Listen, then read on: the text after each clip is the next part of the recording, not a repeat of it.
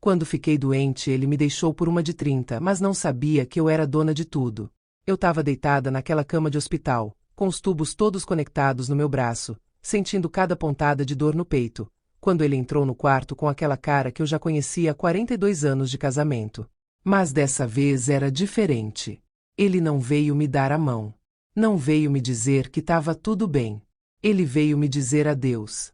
Clarice, a gente precisa conversar, ele disse, e meu coração que já estava fraco pareceu parar por um segundo. Eu tinha acabado de passar por uma cirurgia cardíaca complicada, minha filha, uma coisa tão séria que os médicos disseram que eu tinha apenas 50% de chance de sobreviver. E ali estava ele, o homem com quem eu dividi minha vida inteira, prestes a me abandonar no momento mais vulnerável da minha existência. Milton, eu tô tão cansada. Tentei dizer, mas ele me interrompeu com aquela expressão fria que eu nunca tinha visto antes no rosto dele. É que conheci alguém. Alguém que me faz sentir vivo de novo. Ela tem 30 anos, Clarice. Ela é jovem, bonita, cheia de energia. E eu não aguento mais cuidar de você assim. Você entende, não entende? Eu preciso viver o que me resta de vida, não ficar preso a uma mulher doente. Gente, vocês acreditam? O homem que jurou me amar na saúde e na doença estava ali, na minha frente, me dizendo que tinha arrumado uma namoradinha enquanto eu lutava pela minha vida. Se vocês estão acompanhando essa história, deixa um comentário aqui embaixo contando se já passaram por algo parecido. E não esquece de se inscrever no canal e compartilhar esse vídeo para que mais gente conheça histórias reais como essa. Porque, infelizmente, minha história não é a única. Acontece com muitas mulheres, e a gente precisa falar sobre isso. Eu fiquei em silêncio. Não porque não tinha o que dizer, mas porque a indignação era tão grande que as palavras simplesmente se recusavam a sair. 42 anos. 42 anos eu dediquei àquele homem. Criei nossos 3 filhos praticamente sozinha enquanto ele construía a carreira dele. Abri mão dos meus sonhos, da minha profissão, de tudo para ser a esposa perfeita, a mãe dedicada, a dona de casa impecável. Lembro que quando a gente se conheceu, eu tinha 23 anos e tinha acabado de me formar em administração de empresas. Eu era uma jovem promissora, tinha recebido proposta de emprego em 3 empresas diferentes, todas com salários excelentes para a época. Mas aí conheci Milton numa festa de amigos em comum, e ele era tão charmoso, tão eloquente, tão cheio de planos grandiosos para o futuro. Ele falava sobre como ia construir um império, sobre como ia ser bem-sucedido, e eu me encantei com aquela visão toda. Milton, você não pode estar falando sério, consegui murmurar, mas ele já estava de costas, caminhando em direção à porta com aquela postura rígida que demonstrava que a decisão já tinha sido tomada há muito tempo. Vou mandar meu advogado falar com você sobre o divórcio. Melhoras, ele disse, sem nem olhar para trás, como se eu fosse uma estranha qualquer, não a mulher com quem ele tinha compartilhado mais de 4 décadas de vida.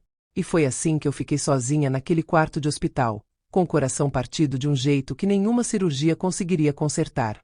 As lágrimas começaram a escorrer pelo meu rosto, e eu deixei.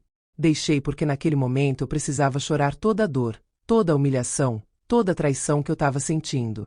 Cada lágrima que caía era como se carregasse um pedaço da minha alma quebrada. A enfermeira entrou logo depois e percebeu meu estado. Era uma moça jovem, devia ter uns 30 e poucos anos, com aquele olhar gentil que algumas pessoas têm. Senhora Clarice, a senhora tá bem? Precisa de alguma coisa? Eu posso chamar alguém, avisar sua família. Preciso de dignidade, eu respondi, e ela não entendeu completamente, mas também não perguntou mais nada. Ela apenas ajeitou meus travesseiros, verificou os aparelhos que monitoravam meus sinais vitais, e saiu em silêncio, me deixando com meus pensamentos devastadores. Nos dias seguintes, enquanto eu me recuperava daquela cirurgia, eu fiquei pensando em tudo. Em como eu tinha sido ingênua, em como tinha confiado cegamente naquele homem, em como tinha colocado ele sempre em primeiro lugar. Milton sempre foi aquele tipo de homem que gostava de ostentar, de parecer bem-sucedido, de impressionar os outros. Ele dirigia carros importados, usava roupas de grife, frequentava os melhores lugares da cidade. E todo mundo achava que ele era rico, poderoso, um empresário bem-sucedido. Mas a verdade que ninguém sabia era outra completamente diferente. E essa verdade ia ser a minha vingança, embora na época eu ainda não soubesse disso. Quando a gente se casou, Lá nos anos 80, eu era uma jovem de 23 anos que tinha acabado de herdar uma quantia considerável dos meus pais. Eles tinham sido pessoas prósperas, com negócios sólidos e investimentos inteligentes. Meu pai tinha começado com uma pequena loja de tecidos e, ao longo de 30 anos, tinha expandido para uma rede de lojas. Minha mãe, por sua vez, tinha investido em imóveis numa época em que poucos faziam isso, e tinha acumulado um patrimônio substancial. Quando faleceram num acidente trágico de carro numa noite chuvosa, tudo passou para mim, filha única que eu era. Foi devastador perder os dois de uma vez só. Eu tinha acabado de me formar, estava cheia de planos, de sonhos, e de repente me vi sozinha no mundo, com um patrimônio enorme nas mãos e um vazio imenso no coração. Milton, por outro lado, era um rapaz ambicioso mas sem recursos. Ele trabalhava num escritório de contabilidade ganhando uma mixaria e sonhava grande. Vinha de uma família humilde, tinha lutado muito para conseguir se formar, e via em mim não apenas uma mulher para amar, mas também uma oportunidade de realizar os sonhos dele. Eu me apaixonei pela eloquência dele, pela forma como ele falava sobre o futuro, sobre os sonhos que tinha. E quando ele me pediu em casamento, 6 meses depois de nos conhecermos, eu disse sim sem pensar 2 vezes. Eu estava tão sozinha depois da morte dos meus pais, tão precisando de alguém para amar e que me amasse, que não vi as bandeiras vermelhas que hoje parecem tão óbvias. Mas eu não era idiota, mesmo sendo jovem e apaixonada. Minha avó paterna, que era uma mulher sagaz e perspicaz, tinha falecido 2 anos antes dos meus pais, mas as lições dela tinham ficado gravadas na minha mente. Ela tinha sido uma mulher à frente do seu tempo, tinha gerenciado os negócios da família junto com meu avô, e tinha me ensinado desde pequena a importância de proteger o que era meu. Clarice, ela costumava dizer, segurando minhas mãos pequenas nas dela, já enrugadas mas ainda fortes: amor é uma coisa, patrimônio é outra. Nunca misture as duas. Um homem de verdade vai te amar pelo que você é, não pelo que você tem. E se ele realmente te ama, não vai se importar de assinar um papel que proteja o que é seu. Então, quando a gente casou, eu fiz questão de manter tudo no meu nome. A casa que compramos, meu nome. Os investimentos que fizemos ao longo dos anos, meu nome. As empresas que Milton dizia ser dono, na verdade, eu era proprietária majoritária de todas elas, com 95% das ações.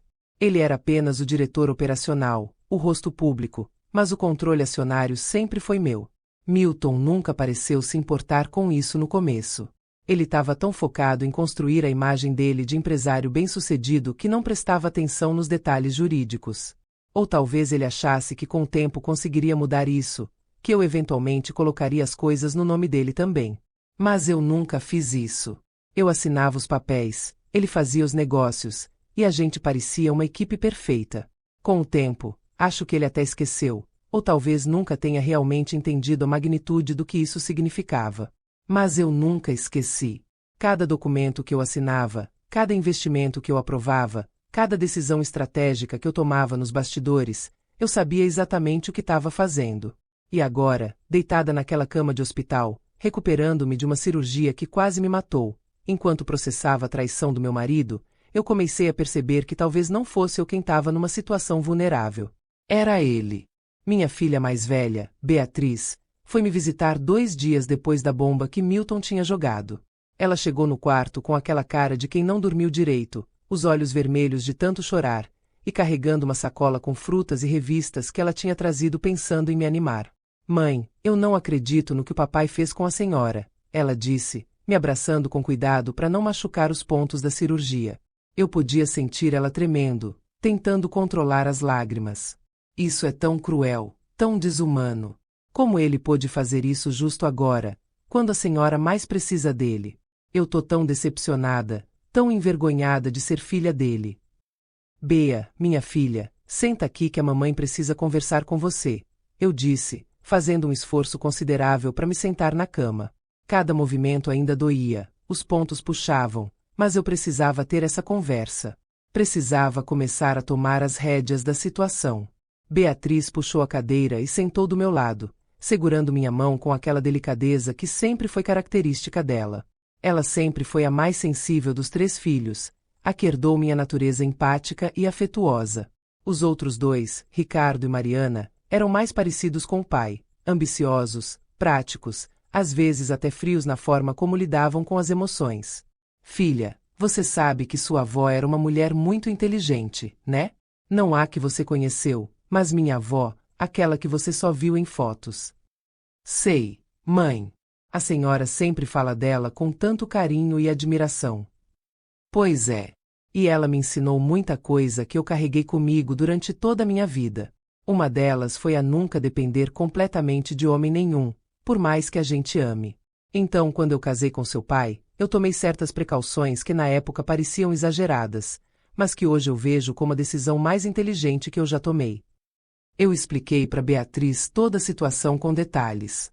Como tudo estava no meu nome, como eu era a verdadeira dona do império que Milton achava que era dele. Como durante todos esses anos eu tinha sido a sócia majoritária de todas as empresas, como os imóveis eram meus, como até o carro que ele dirigia tão orgulhosamente estava registrado no meu nome.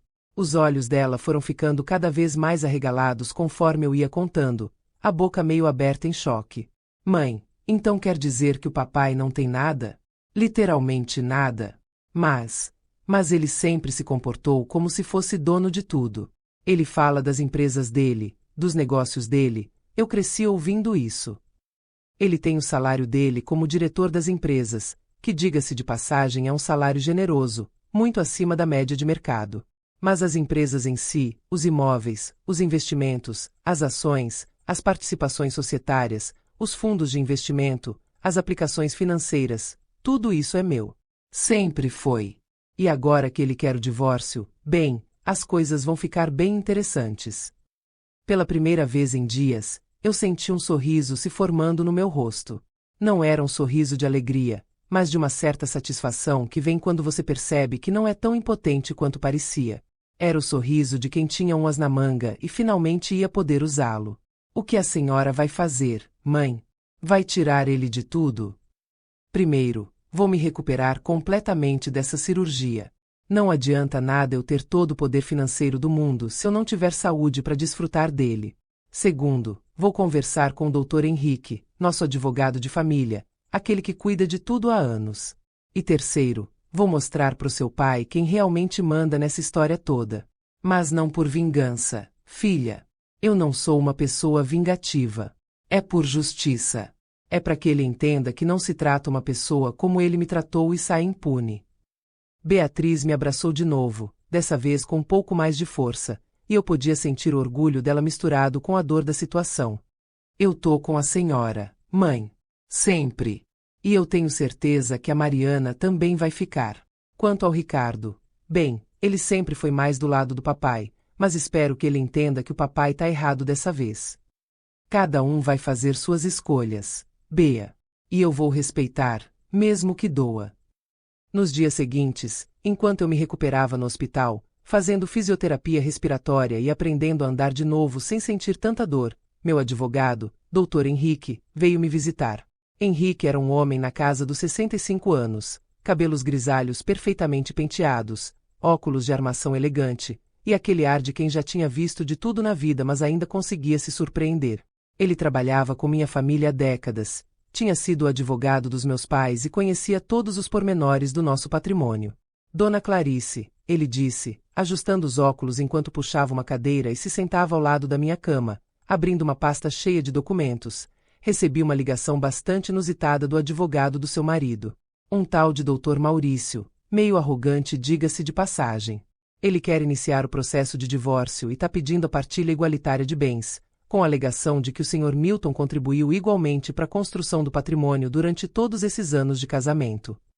Eu não pude evitar uma risada, mesmo com a dor no peito que ainda persistia. Partilha igualitária. De bens que não são dele. Isso é hilário, Dr. Henrique. É quase cômico. Exatamente o que eu pensei, senhora. E foi exatamente o que eu respondi ao ilustre colega, de uma forma mais diplomática, é claro. Mas parece que o Sr. Milton está sob a impressão errônea de que é dono de metade de tudo. Ele deve ter listado para o advogado dele todas as propriedades, empresas e investimentos, e o advogado deve ter feito as contas achando que ia ser uma partilha milionária. E o que você disse para ele? Eu disse que ia verificar a documentação e retornar. Achei melhor não revelar tudo de uma vez. Deixar eles acharem que tem uma causa forte. Assim a queda vai ser mais significativa. Doutor Henrique, o senhor é terrível, eu disse, mas não pude deixar de sorrir. Mas eu gosto dessa abordagem. Agora, eu quero que o senhor prepare toda a documentação necessária. Eu quero que fique cristalino que eu sou a única proprietária de absolutamente tudo. E mais, eu quero que o senhor entre com pedido de destituição do Milton de todos os cargos que ele ocupa nas minhas empresas. Ele pode ter sido um bom executivo, não vou negar isso, mas depois do que ele fez, eu não quero mais vê-lo se beneficiando do que é meu. O advogado me olhou com uma expressão que misturava surpresa e aprovação. Ele tirou os óculos e limpou as lentes calmamente antes de responder. A senhora tem certeza absoluta disso, Dona Clarice? É uma medida drástica que vai causar um impacto considerável não só na vida do Sr. Milton, mas também nas empresas. Ele é o rosto público delas, afinal. Tenho certeza. Ele me abandonou no momento mais difícil da minha vida, Dr. Henrique.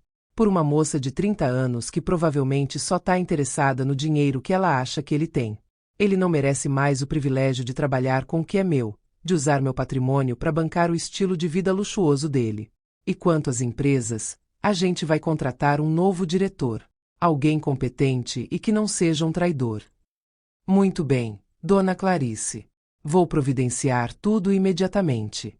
E posso dizer, com todo respeito, que a senhora está demonstrando uma força admirável diante de uma situação tão difícil. Sua avó ficaria orgulhosa. Depois que o advogado saiu, eu fiquei sozinha com meus pensamentos de novo. Não vou mentir para vocês, eu estava magoada. Profundamente magoada. Porque por mais que eu soubesse que tinha o poder financeiro do meu lado, a dor da traição era real e pulsante. 42 anos não eram nada. Todo o amor que eu tinha dedicado, todo o sacrifício que eu tinha feito, todo o esforço para construir uma família feliz e unida, nada disso importava para ele? Eu lembrava de tantas coisas. Lembrava das noites em que ele chegava em casa estressado por causa dos negócios e eu ficava horas ouvindo ele desabafar, oferecendo palavras de encorajamento, sugerindo soluções para os problemas dele. Lembrava de como eu administrava a casa com perfeição para que ele nunca tivesse que se preocupar com nada doméstico. Lembrava dos jantares de negócios que eu organizava, sempre impecáveis, sempre impressionando os clientes e parceiros dele. Lembrava de como eu criava os filhos, ia às reuniões escolares, cuidava de tudo relacionado a eles para que ele pudesse focar no trabalho. E mais do que isso, lembrava das decisões de negócio que eu tomava nos bastidores. Porque embora Milton fosse o rosto público das empresas, muitas das decisões estratégicas mais importantes eram minhas. Foi ideia minha diversificar os investimentos quando ele queria colocar tudo num único setor. Foi ideia minha investir em tecnologia quando ele achava que era modismo passageiro. Foi ideia minha expandir para outros estados quando ele estava confortável só na nossa região. Mas nada disso importava para ele agora. Eu tinha ficado velha aos olhos dele. Tinha ficado doente. Não era mais a esposa bonita e saudável que ele podia exibir em festas e eventos. E por isso, eu era descartável. Mas ao mesmo tempo, eu sentia uma força crescendo dentro de mim. Uma força que vinha da certeza de que eu não ia ser mais uma vítima dessa história. Eu ia ser a protagonista da minha própria reviravolta. E gente, se vocês estão gostando dessa história, não esqueçam de compartilhar com outras pessoas, especialmente com aquelas que possam estar passando por situações parecidas. A gente precisa se apoiar, precisa mostrar que não estamos sozinhas nessas lutas. 2 semanas depois, eu recebi alta do hospital. Beatriz insistiu que eu ficasse na casa dela durante a recuperação inicial, e eu aceitei sem hesitar. Não queria voltar para a casa que eu tinha compartilhado com Milton, pelo menos não imediatamente. Precisava de tempo para processar tudo, para me fortalecer tanto fisicamente quanto emocionalmente. Além disso, a casa da Beatriz era aconchegante, cheia de vida, com meus netos correndo de um lado para o outro, e eu achei que aquela energia positiva ia fazer bem para minha recuperação. Foi na casa da Beatriz, numa tarde ensolarada de quinta-feira, que eu recebi a visita inesperada do meu filho Ricardo. Ele chegou com aquela cara fechada que era tão característica dele, sério como sempre, vestindo um terno impecável como o pai, e eu já imaginei que tinha vindo fazer alguma intervenção em favor do Milton. Mãe, a gente precisa conversar sobre essa história toda com seriedade, ele disse, mal sentando no sofá, recusando o café que Beatriz ofereceu. Sua postura era rígida, defensiva. Pode falar, Ricardo. Eu tô ouvindo. Olha, eu sei que o pai fez uma coisa horrível. Não tô defendendo o que ele fez. Não. Foi cruel. Foi no pior momento possível. Mas a senhora não acha que tá exagerando querendo tirar ele das empresas? Quer dizer, ele trabalhou a vida inteira ali, construiu aquilo tudo com o suor do rosto dele. As empresas são conhecidas pelo nome dele. Ele é respeitado no mercado. Se a senhora tirar ele, vai prejudicar não só ele, mas as próprias empresas. Trabalhando com o que é meu, eu interrompi, mantendo a voz calma mas firme. Ricardo, eu respeito você como meu filho, mas você precisa entender uma coisa que aparentemente ninguém nessa família nunca entendeu direito. Seu pai não construiu aquele império. Eu construí. Com o dinheiro que eu herdei dos meus pais, com os investimentos inteligentes que eu fiz ao longo de décadas, com as decisões estratégicas que eu tomei nos bastidores enquanto ele ficava com o mérito público. Mas mãe, isso vai destruir ele financeiramente. E ele me destruiu emocionalmente, Ricardo. Ele me abandonou numa cama de hospital quando eu tinha 50% de chance de morrer. Onde você estava quando seu pai fez isso? Você veio me visitar quantas vezes? Uma vez. Uma única vez, e ainda ficou só 15 minutos porque tinha uma reunião importante. Sua irmã Beatriz veio todos os dias, passava horas aqui comigo, me ajudou com a fisioterapia, me deu força quando eu achei que não ia conseguir. Sua irmã Mariana pelo menos mandou flores, ligou todo dia, se ofereceu para ajudar no que fosse preciso mesmo morando em outro estado. Mas você aparece aqui agora para defender seu pai? Ricardo ficou em silêncio, visivelmente desconfortável. Ele mexia nas mãos, olhava para o chão, claramente não esperando esse tipo de confronto. Ele sempre foi o filho que mais se identificava com Milton, aquele que seguiu os passos do pai nos negócios, que trabalhava numa das empresas como gerente, que admirava a postura dele, que queria ser como ele quando cresceu. Mãe, desculpa. Eu não sabia que a senhora via as coisas dessa forma. Eu achei que, sei lá, que a senhora ia superar, que vocês iam resolver isso de alguma forma. Não imaginei que fosse tão sério assim. Não sabia que eu via dessa forma. Ricardo, seu pai me abandonou. Ele não pediu um tempo, não disse que precisava pensar, não sugeriu terapia de casal. Ele literalmente disse que tinha arrumado uma namorada de 30 anos e que não queria mais ficar casado comigo porque eu estava doente e velha. Como exatamente você esperava que eu reagisse a isso? Com resignação? Com compreensão? Esperava que eu simplesmente aceitasse e continuasse financiando o estilo de vida dele? Não, mãe, claro que não. É porque você nunca parou para perguntar, filho. Você assumiu, como todo mundo, como a sociedade inteira nos ensina a assumir, que seu pai era o grande empresário e eu era só a esposa que ficava em casa cuidando das coisas domésticas. Mas a verdade é outra. E agora essa verdade vai vir à tona, querendo vocês ou não. E você vai ter que decidir de que lado você quer ficar. Do lado da justiça ou do lado da conveniência. Ricardo saiu dali cabisbaixo, e eu fiquei pensando em como é interessante a forma como as pessoas fazem suposições baseadas em estereótipos de gênero e idade. Todo mundo achava que eu era esposa dependente, a senhora idosa sem poder, a coitadinha abandonada que ia ter que implorar por pensão alimentícia. Mas a realidade era bem diferente. E logo, muito logo, todo mundo ia descobrir isso. Nos dias que se seguiram, as coisas começaram a acontecer rapidamente. Dr. Henrique convocou uma reunião extraordinária do Conselho Administrativo das Empresas. Milton foi pego completamente de surpresa quando descobriu, ao chegar na sala de reuniões naquela manhã de segunda-feira, que não tinha poder de voto suficiente para impedir absolutamente nada. Ele sentou na cadeira dele de sempre, na ponta da mesa, esperando comandar a reunião como sempre fez, mas foi informado que não era mais ele quem presidia aquele conselho. Beatriz me ligou naquele dia mesmo, ainda pela manhã, contando com detalhes o que tinha acontecido. Ela tinha ido até o escritório para pegar uns documentos e acabou presenciando parte da confusão. Mãe, foi surreal. Acho que caiu a ficha dele de uma vez. Ele estava perguntando para todo mundo como isso era possível, folheando os documentos que o Dr. Henrique apresentou, dizendo que tinha certeza absoluta que era dono de pelo menos metade de tudo. O rosto dele foi ficando cada vez mais pálido conforme ele lia os papéis.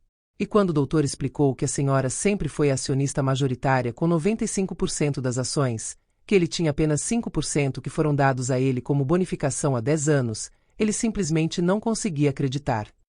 E ele disse alguma coisa. Tentou argumentar que tinha trabalhado durante mais de 40 anos, que tinha construído aquilo tudo, mas o doutor foi muito firme. Mostrou que ele sempre recebeu salário, e um salário muito generoso, por sinal. Que ele sempre teve participação nos lucros. Que a senhora sempre foi justa com ele financeiramente. Mas que o patrimônio em si sempre foi da senhora. E tem outra coisa, mãe. O que foi? A namorada dele apareceu lá no escritório logo depois da reunião. Uma moça jovem mesmo, bem bonita, toda produzida, daquele jeito que fica óbvio que gasta muito dinheiro com aparência. Ela foi até a sala dele esperando que fossem almoçar em algum lugar caro, como aparentemente faziam sempre. Mas ela chegou bem na hora em que ele estava tendo uma crise, tentando ligar pro advogado dele, em pânico total. E aí? E aí ela percebeu que tinha alguma coisa errada. Perguntou o que estava acontecendo, e ele teve que explicar a situação. Teve que admitir que na verdade não era dono de nada, que tudo pertencia a você. E mãe, quando ela descobriu, nossa, foi um show à parte. Ela fez um escândalo enorme. Sério? Sério? Ela começou a gritar com ele, dizendo que ele tinha mentido para ela, que tinha se passado por um empresário rico e poderoso quando na verdade não passava de um funcionário. Disse que ela não estava interessada em homem quebrado, que não tinha perdido tempo com ele para descobrir agora que era tudo mentira. Chamou ele de golpista, de mentiroso, de um monte de coisas. E foi embora batendo a porta, deixando ele lá, completamente destruído. Foi horrível de assistir. Mãe, eu até fiquei com um pouco de pena dele. Eu suspirei do outro lado da linha. Não sentia satisfação em ver Milton humilhado dessa forma tão pública, mas também não sentia pena. Ele tinha feito sua escolha, e agora estava colhendo as consequências dela. Tinha escolhido uma mulher que obviamente só estava interessada em dinheiro e status, e agora descobria da pior forma possível que tinha sido usado da mesma forma que tentou usar a situação. Beatriz, você é uma boa filha por sentir pena. Você sempre foi empática, e isso é uma qualidade linda. Mas lembra que ele me abandonou quando eu estava literalmente lutando pela vida. Quando eu mais precisava dele, quando nossos votos de casamento deveriam significar alguma coisa, ele escolheu outra pessoa. Essa moça só fez com ele o que ele fez comigo. O largou quando descobriu que ele não servia mais para os propósitos dela. É uma espécie de justiça poética, não acha? Eu sei, mãe. É só que é triste ver ele assim. Ver o homem que eu admirava durante toda a minha infância sendo desmascarado dessa forma. É como se eu tivesse descoberto que meu pai nunca existiu de verdade, que era tudo uma ilusão. E de certa forma era, filha. Ele construiu uma persona, uma imagem pública que não correspondia à realidade. E agora essa máscara caiu. Era triste mesmo ver a derrocada dele, porque por mais que eu tivesse raiva, por mais que eu tivesse sido profundamente ferida, eu tinha amado aquele homem durante 4 décadas.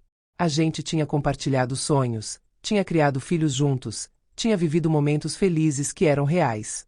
Ver tudo isso desmoronar não me trazia alegria, mas me trazia algo que eu precisava desesperadamente: justiça e, mais importante, encerramento. Algumas semanas depois, quando eu já estava me sentindo bem melhor fisicamente e mais forte emocionalmente, Dr. Henrique me ligou com uma notícia que não me surpreendeu completamente. Dona Clarice, o advogado do Sr. Milton entrou em contato novamente. O tom dele mudou completamente. Não é mais aquela arrogância do primeiro contato. Agora ele está bem mais humilde e realista. Parece que o Sr. Milton finalmente entendeu a situação real em que se encontra. Ele está pedindo para conversar com a senhora pessoalmente. Diz que precisa muito falar com a senhora, que tem coisas importantes para dizer. Negociar o que exatamente? Bem, doutor, parece que o Sr. Milton finalmente caiu na real sobre tudo. Ele está implorando para que a senhora reconsidere sobre tirá-lo completamente das empresas. Está disposto a aceitar qualquer posição, qualquer salário, desde que possa continuar trabalhando lá. Aparentemente, ele tentou se candidatar a vagas em empresas concorrentes e descobriu que, sem o status de dono, sem o poder que ele achava que tinha, não é tão valorizado no mercado quanto imaginava. Eu pensei por um momento, olhando pela janela do quarto que Beatriz tinha preparado para mim. Parte de mim não queria ver a cara dele nunca mais. Parte de mim queria simplesmente cortar todos os laços e seguir em frente sem olhar para trás. Mas outra parte, a parte que tinha passado 42 anos ao lado dele, que tinha histórias e memórias compartilhadas, achava que talvez fosse necessário ter essa conversa final. Um encerramento adequado, por assim dizer. Tá bem, doutor. Eu aceito conversar com ele. Mas vai ser num lugar neutro, numa das salas de reunião do seu escritório, e eu quero que o senhor esteja presente o tempo todo. E eu quero que a Beatriz vá comigo também. Preciso de apoio emocional para essa conversa. Perfeitamente compreensível, Dona Clarice. Vou organizar tudo e informo a data e hora. Marcamos o encontro para uma semana depois, numa sala de reuniões discreta mas elegante do escritório do Dr. Henrique. Quando cheguei lá, acompanhada do advogado da Beatriz, que segurava minha mão firme mas gentilmente, Milton já estava esperando. E gente, a transformação nele era chocante. Ele parecia ter envelhecido 10 anos em questão de semanas. Os olhos que antes brilhavam com confiança e arrogância agora pareciam apagados, derrotados. Os ombros estavam curvados, a postura não era mais aquela ereta e poderosa de antes. Até a roupa dele, embora ainda fosse de boa qualidade, parecia meio largada, como se ele tivesse perdido peso e não tivesse se incomodado em ajustar. Clarice, ele disse, se levantando quando eu entrei, e pela primeira vez em décadas eu vi vulnerabilidade genuína nos olhos dele. Milton, respondi, sentando na cadeira em frente a ele sem oferecer nenhum cumprimento mais caloroso, sem estender a mão, sem fazer nenhum gesto de aproximação. Ficamos alguns segundos em silêncio constrangedor antes dele começar a falar, e eu podia ver que ele estava nervoso, escolhendo cuidadosamente cada palavra. Eu cometi um erro terrível. Na verdade, cometi vários erros terríveis. Eu sei disso agora. Eu vejo isso com tanta clareza que dói. Você cometeu vários erros terríveis, Milton. Qual deles especificamente você está se referindo? A traição? O abandono? A arrogância de achar que podia me descartar e ficar com tudo que era meu? Ele engoliu seco, e eu podia ver o pomo de Adão dele subindo e descendo nervosamente. Todos eles. Te abandonar no hospital quando você mais precisava de mim. Me envolver com aquela pessoa que só estava interessada em dinheiro. Achar que eu podia simplesmente descartar 42 anos de casamento, de história, de parceria, como se não significassem nada. Não valorizar tudo que você fez por mim durante todos esses anos. E o que mudou, Milton? Por que você está arrependido agora? Será que é porque descobriu que não é dono de nada? Que a vida luxuosa que você levava, os carros importados, as roupas de grife, os clubes exclusivos, os jantares caros, tudo isso era sustentado pelo meu dinheiro, pela minha herança, pelos meus investimentos inteligentes? Não é só por causa disso, Clarice. Eu juro que não é. Eu percebi o que perdi. Você sempre foi a melhor coisa que me aconteceu, e eu fui idiota demais, cego demais, arrogante demais para valorizar isso. Você não era só minha esposa. Você era minha parceira, minha conselheira, minha melhor amiga. E eu joguei tudo isso fora por uma ilusão, por vaidade, por medo de envelhecer. Eu olhei para ele intensamente, tentando entender se havia sinceridade genuína naquelas palavras ou se era só desespero financeiro disfarçado de arrependimento emocional. Era difícil saber. 42 anos de convivência me davam alguma capacidade de ler ele, mas esse Milton quebrado e vulnerável na minha frente era quase um estranho. Sabe o que é mais triste nisso tudo, Milton? Não é nem o fato de você ter me traído. Traições acontecem. Pessoas se apaixonam por outras. Sentimentos mudam. Eu poderia, talvez, eventualmente, entender isso. O que eu não posso perdoar, o que vai ficar gravado na minha memória para sempre, é o fato de você ter me traído justamente quando eu mais precisava de você. Eu estava literalmente lutando pela minha vida, Milton. Os médicos tinham me dado 50% de chance de sobreviver. 50%. E você escolheu aquele momento de extrema vulnerabilidade, para me abandonar. Isso diz muito sobre quem você realmente é no fundo. Eu sei. E eu vou me arrepender disso pelo resto da vida. Eu vou carregar essa culpa comigo até o dia que eu morrer. Mas o arrependimento não muda o passado, não é mesmo? E definitivamente não muda o presente nem o futuro. As consequências das nossas escolhas são permanentes. Milton olhou para o advogado dele, um homem mais jovem que parecia desconfortável com toda aquela situação emocional, e o advogado fez um sinal discreto de encorajamento. Ele suspirou fundo antes de continuar, e eu podia ver que as próximas palavras eram difíceis para ele, ferindo o orgulho dele profundamente. Clarice, eu tô aqui não só para pedir desculpas, mas para implorar, literalmente implorar, que você reconsidere sobre me tirar completamente das empresas. Eu sei que não tenho direito nenhum de pedir nada depois do que fiz. Eu sei que você tem todo o direito de me mandar embora, de cortar todos os laços. Mas aquelas empresas, elas são o trabalho da minha vida inteira. Eu dediquei 40 anos a elas.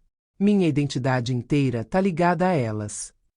São o trabalho da minha vida, eu interrompi com firmeza, sentindo a raiva antiga voltar por um momento.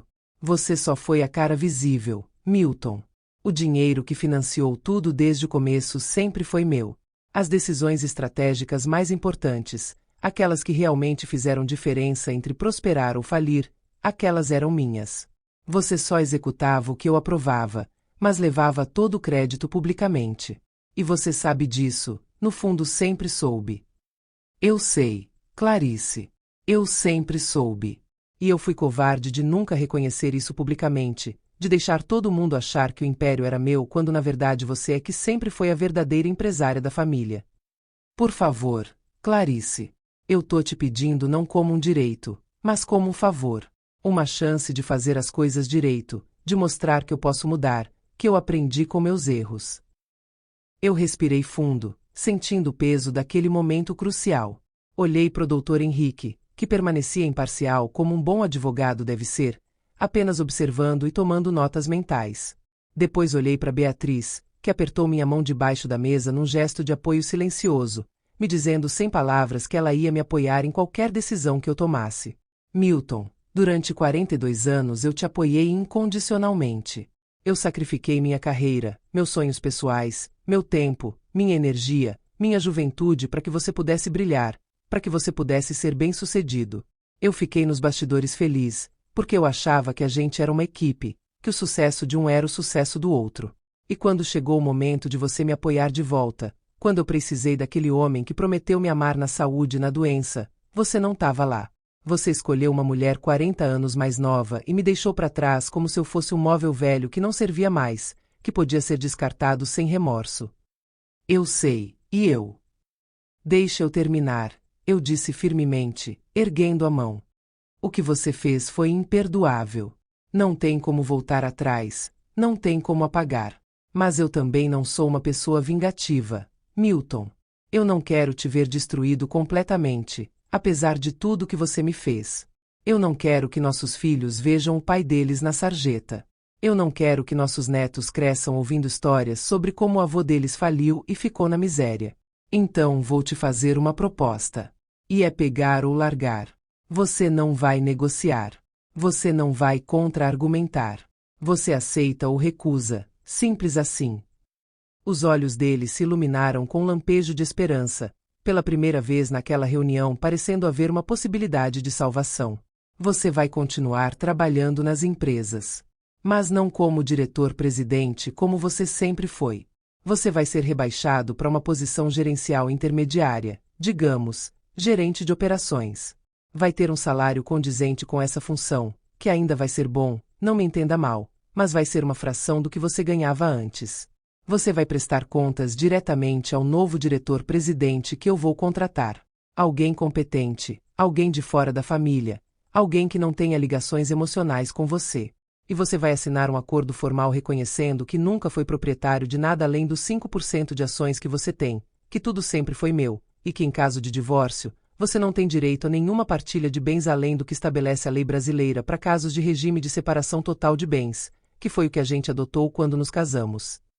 Mas Clarice, isso é. Não acabei.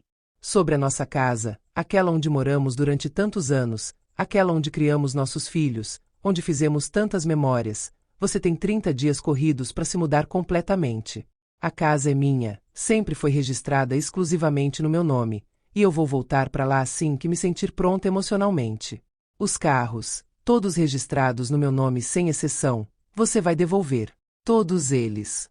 Pode ficar com um deles, vou ser generosa e deixar você escolher, mas tem que ser um dos mais simples, nada de carro importado ou de luxo.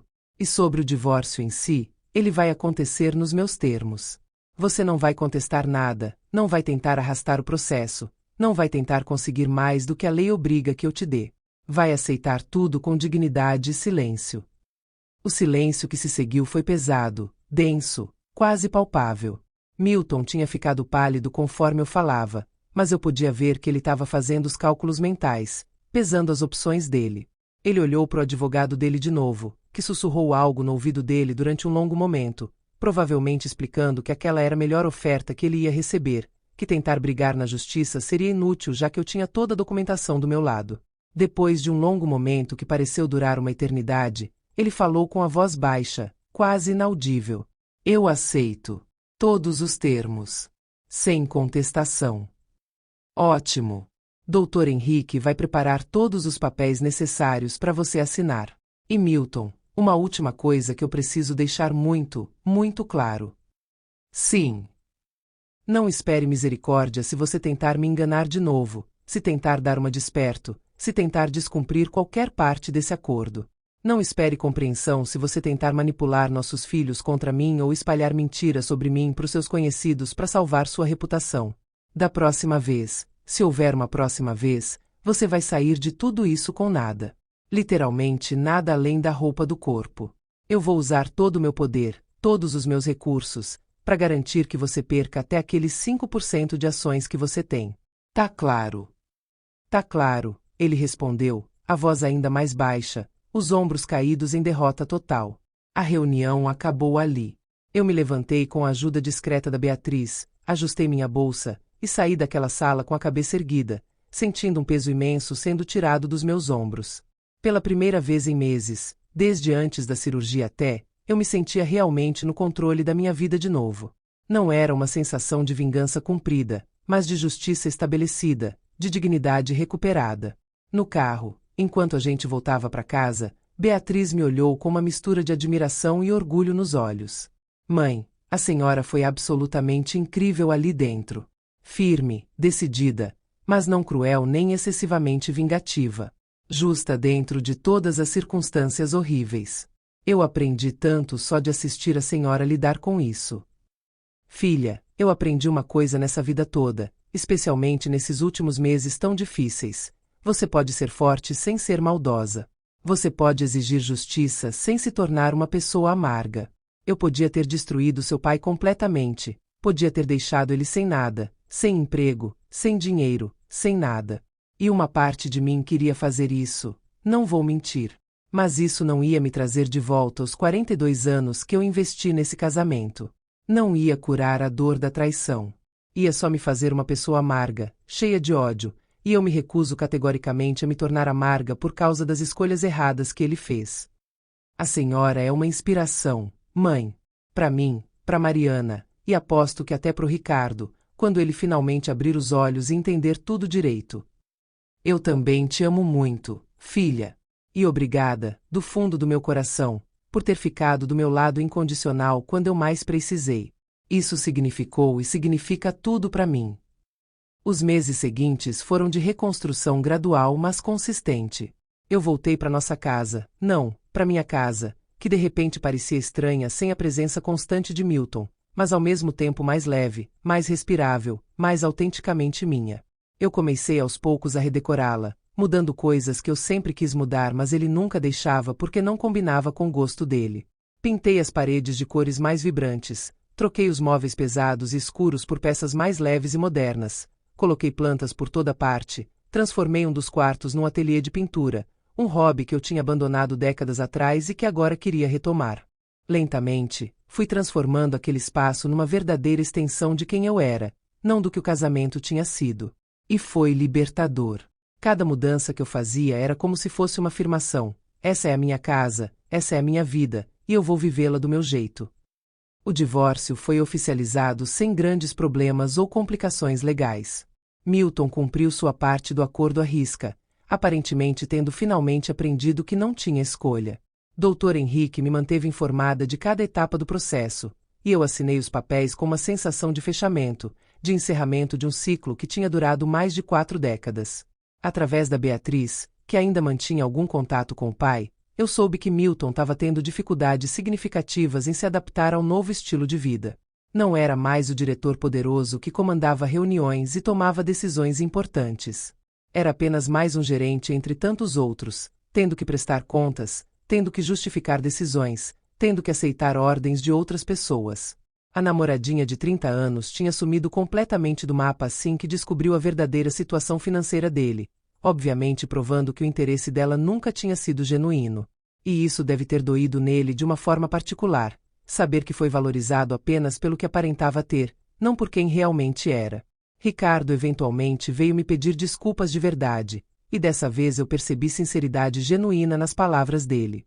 Ele disse que tinha tido muito tempo para refletir sobre tudo, que tinha conversado longamente com a esposa dele sobre a situação, e que finalmente entendia minha posição e por que eu tinha feito o que fiz.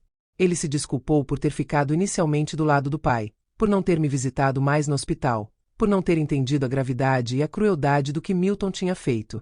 Não sei se o arrependimento dele era totalmente sincero ou se tinha algum componente de interesse próprio. Afinal, ele ainda trabalhava numa das minhas empresas, mas decidi aceitar o pedido de desculpas pelo que valia. Ele era meu filho, afinal, e eu não queria passar o resto da vida brigada com ele. Mariana, minha filha do meio que sempre foi meio distante emocionalmente mas nunca desrespeitosa, também veio conversar comigo numa tarde. Ela tinha vindo de avião só para isso, deixando o marido e os filhos em outra cidade só para passar um dia comigo. Mãe, ela disse enquanto tomávamos chá no jardim que eu tinha redesenhado completamente. Eu sempre soube que a senhora era forte. Mas eu não tinha ideia de quão forte até ver tudo isso acontecer. Eu cresci achando que a senhora era só a mãe carinhosa, a esposa dedicada, mas agora eu vejo que a senhora sempre foi muito mais que isso.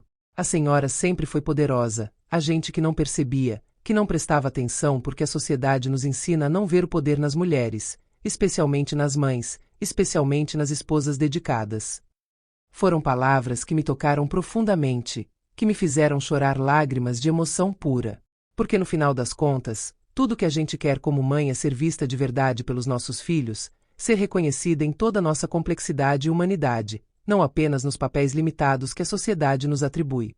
Hoje, se vocês ainda estão me acompanhando nessa longa jornada, eu posso dizer com toda honestidade que eu tô em paz. Mais do que isso, eu tô feliz. Genuinamente feliz de uma forma que eu não era há anos, talvez décadas. Aos 66 anos, depois de me recuperar completamente daquela cirurgia cardíaca que quase me matou, depois de sobreviver a uma traição devastadora, depois de reconstruir completamente minha vida, eu tô vivendo finalmente do jeito que eu quero viver. Viajo quando quero, para onde quero. Já fui para 3 países diferentes nos últimos meses, conhecendo lugares que sempre sonhei conhecer mas nunca tinha tempo porque tinha que cuidar da casa, dos filhos, do marido. Compro o que quero sem ter que pedir permissão ou justificar os gastos para ninguém. Decoro minha casa do jeito que sempre sonhei. Tenho retomado antigas amizades que foram negligenciadas durante o casamento porque Milton não gostava de certos amigos meus ou achava que eles não eram do nosso nível social.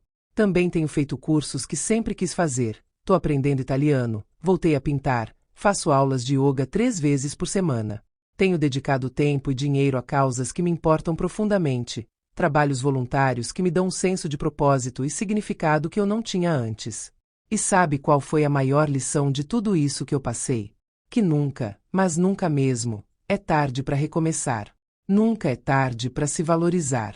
Nunca é tarde para dizer não quando alguém te desrespeita ou te diminui. Nunca é tarde para se redescobrir, para perseguir seus sonhos, para viver autenticamente.